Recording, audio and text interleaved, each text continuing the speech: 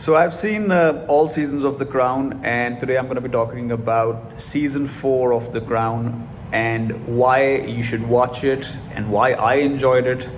First of all, if you haven't seen any of the 3 seasons, the prior seasons, you're absolutely okay. This has little or nothing to do with the previous seasons, and you can watch the season 4 of The Crown on Netflix as and when you please. Now, season 3 had a new cast altogether. We have, I think her name is Olivia Coleman now, who plays the Queen. She plays the Queen in with a certain deft hand, and there is, I think her acting is a bit formulaic. I don't think she's the best Queen, but I think she's the right Queen for doing the right thing for the right job. I don't think a best Queen in the world exists. Now, there are 2 main characters in this season who are introduced to the audience. I can't believe so much is accomplished by a show in one single season of just 10 episodes. They managed to show something which many creators would not be able to over a 10 episode show. Let's begin by talking about what era it is about. I think it's about the 80s, and we are introduced to Margaret Thatcher, who was the British Prime Minister. I knew little or nothing about her except that she was full of controversy. I first heard about Margaret Thatcher in the song Black Boys on Mopeds by Sinead O'Connor. I'm sure one or two of you have heard that song. And she sounds rather sinister, and she's also called the man with the Iron Lady. Anyways, Margaret Thatcher is portrayed brilliantly by the actress from X-Files. I don't know why. Gillian Michaels, I think her name is. I could be wrong. But she is portrayed excellently. Now, the situation in England at the time was that Margaret Thatcher became the Prime Minister. The Queen was running the monarchy. So you had 2 ladies who were running the show. And it's fascinating to watch. I think women are some of the most interesting people on earth, and they have certain things about the character which stops them from giving up like men. I'm not saying all women, but some women have that quality, and that was lovely to watch.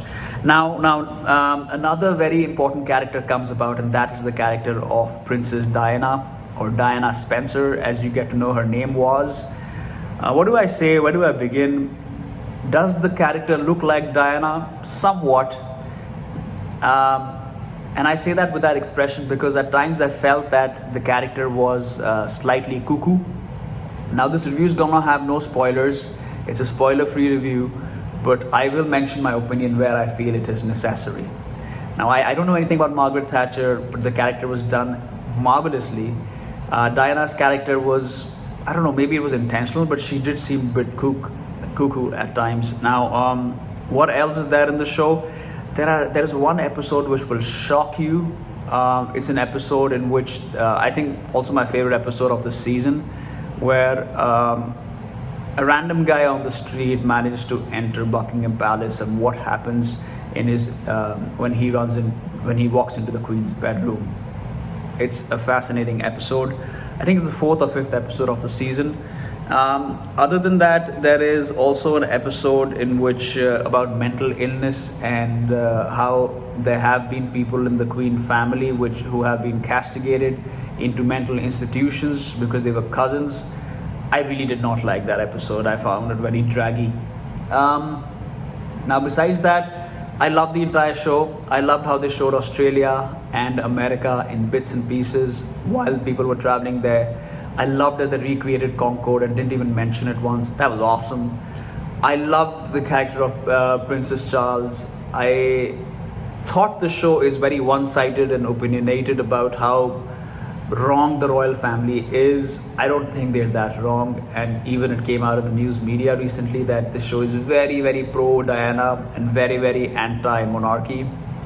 So I don't know how true that is, but I felt they could have been a bit lenient, considering nobody has, witnessed these things firsthand, or have they?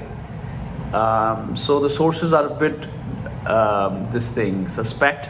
But overall, I really urge you to watch this season 4 of The Crown. I thought it was fascinating to watch At times I couldn't believe what I'm seeing. I wanted to watch all of it in one go, but I didn't want to but I took my time. I took about 5-7 days to finish it, and I'm glad I did. I think it felt very good. I don't recommend you watch the show in one go.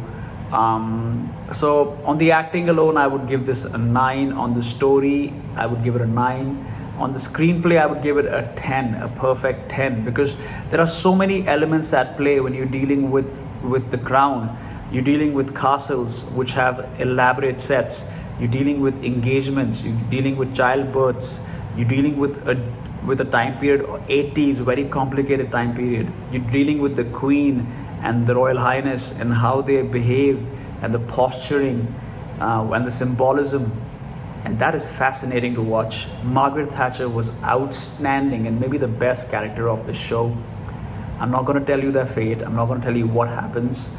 But I think a period of a decade or so was covered rather well in this one season. And for that, it gets a big thumbs up. I would give this an A grade as far as Netflix shows are concerned. Now, recently I have watched some good shows. I watched Queen's Gambit, which is pretty decent. Not decent, it's fantastic again. Anyways, guys, this was a quick review for season 4 of The Crown. I strongly recommend you guys watch it. I wanted to do this differently. I wanted to say so many things. I'm leaving out so many things about the show.